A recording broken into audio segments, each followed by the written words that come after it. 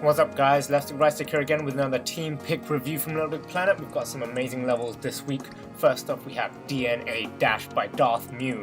It's sort of a survival-ish mini-game level and it's got really nice aesthetics. It starts off with a nice little intro, tells you all the controls, what you need to do, in a very simple, single view sort of tutorial as it were, and it just launches you straight in and you have to basically match the sort of DNA to corresponding buttons. You've got X, circle, square, triangle, and you have a certain number of tries to sort of get wrong. You can have a certain number of wrong tries. You got 100 misses and then it's game over. You're trying to match DNA.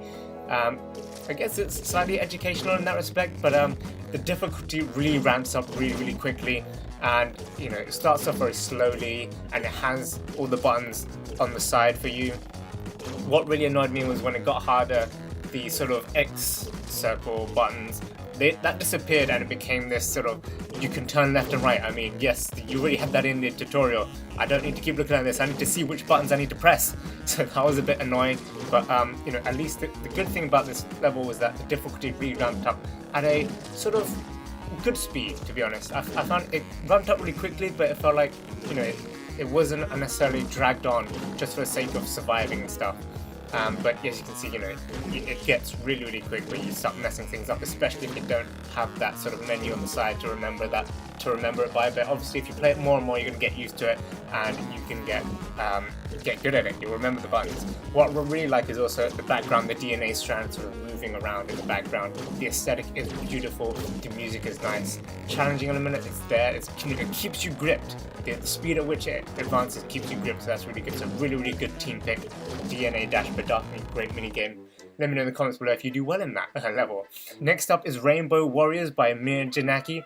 It's a sort of pirate board game sort of thing, where you sort of spin the wheel to see how far along you go. Each arrow on the map represents a mile, and basically you're trying to get to the center island where the treasure is hidden. You're trying to beat all the other pirates. So you can actually play this as a single player, which I did, or it's a multiplayer game up to 4 players. And at the end of each turn, so you start off each turn spinning the wheel, you move around and you get some cards that you have. Some boost you forward, some keep you where you are, and some move you back. And then there's also these sort of mini game cards. Now these sort of there's various mini games you can play. I didn't notice that the mini games had any effect on what happens in the actual map progression. It's just for a little fun in the meantime. So there's like a search game, find the hidden objects. There's sort of survival bits. Let's say multiple survival bits, to be honest. This is probably the least survival bit. That's just speed. And you've got rocking penguins. You're trying to survive on this thing. Although what I realized at the end of this, after everyone had died, is that as long as I stay in the center, pretty much, I couldn't die. And that's the only one I survived to the end, and I got a spin, but I think it was my spin anyway, so it feels like the minigames have no effect, which is a real shame, because I feel like the minigames should have some sort of effect to how you progress through the whole board game. But otherwise, it's a nice distraction. My main complaint about this level, though, is that it progressed very slowly. I mean, the spinning was slow. The transition between players taking their moves was also quite slow, which is a bit annoying, but the mini-games did break it up very nicely. I enjoyed the pace in which we played the mini-games, actually. It's sort of, there's a timer on each one, so that's really nice. So a really nice level team pick. Then we have The Lost Ruins by Mr. Sackboy32. It's a beautiful level, aesthetically polished, very polished. It's a short level. I really like the ambience in this and the whole setting, and I like the transition of the water to land. And it's got quite a bit of difficulty element. There's also a replayability factor in that, sort of halfway through, or maybe 2/3 of the way through, there's a section where you have like an aced.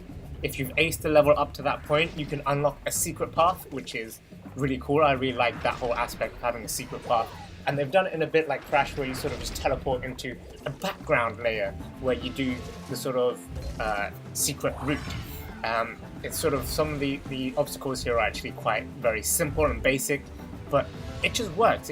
Everything ties together in this whole Aztec-y ancient ruin sort of theme, and the difficulty is there through the timing aspects. They've timed the actual obstacles quite well, so you've got to be more wary rather than just rush through it all. You've got to time yourself properly, and the secret route is actually even more well timed. You have to be. And then, you know, these flame, I really like that flame look, looks really cool. So this is where the standard route, and it just teleports you back to actually where you were, teleports you to the very end if you take the secret route.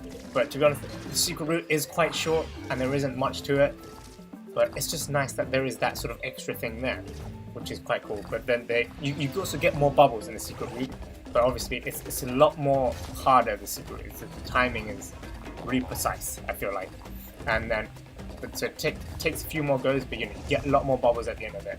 But this was actually a really nice level, great deserved team pick, and I hope you enjoyed all these team picks in this week's team pick review. If you like this video, click that like button below and subscribe to LSRS for more LittleBigPlanet videos and dreams content. Hope you guys enjoy it, and I'll see you next week.